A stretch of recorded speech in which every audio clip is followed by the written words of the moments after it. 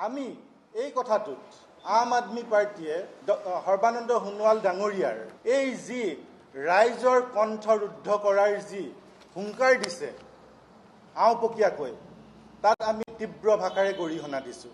এতিয়া যদি সৰ্বানন্দ সোণোৱাল ডাঙৰীয়াৰ ইমানেই উচ্চতম ন্যায়ালয়ৰ প্ৰতি সন্মানৰ কথা কৈছে, ৰাইজক উচ্চতম ন্যায়ালয়লৈ যাবলৈ কৈছে, কিন্তু ইতিমধ্যে আপোনালোকে সকলোৱে জানে যে উচ্চতম ন্যায়ালয়ত বিচাৰ চলি আছে।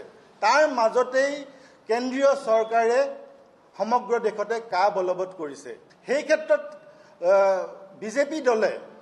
বিজেপিয়ে উচ্চতম ন্যায়ালয়ক গুৰুত্ব নিদিয়াকৈ নিজাববীয়াকৈ কাখন বলবৎ কৰি ল'লে।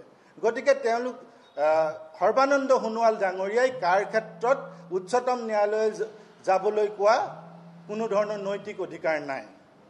এতিয়া আমি আম আদমি পাৰ্টিয়ে প্ৰথমৰ পৰাই কৈ আছোঁ, প্ৰথমৰ পৰাই কাখন বিৰোধিতা কৰি আহিছোঁ।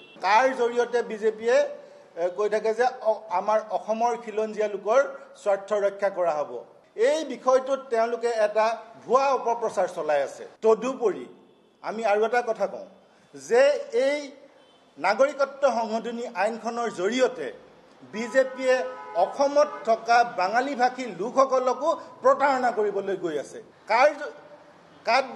কাৰ জৰিয়তে নাগৰিকত্ব পাবলৈ হয়, প্ৰথমতে সেই লোকজনে নিজকে তেওঁ শৰণাৰ্থী বুলি এফিডেভিট দিব লাগিব।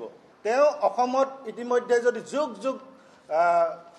যুগ ইয়াত বসবাস কৰি থকা এজন বাঙালীভাষী লোকে আকৌ তেওঁক শৰণাৰ্থী বুলি ঘোষণা কৰিবলগীয়া হয়, অৰ্থাৎ এনেকুৱা এটা ষ্টেজলৈ তেওঁক ঠেলি পঠিওৱা হ'ব, তেওঁ অসমত বা ভাৰতবৰ্ষৰ নাগৰিক নহয়।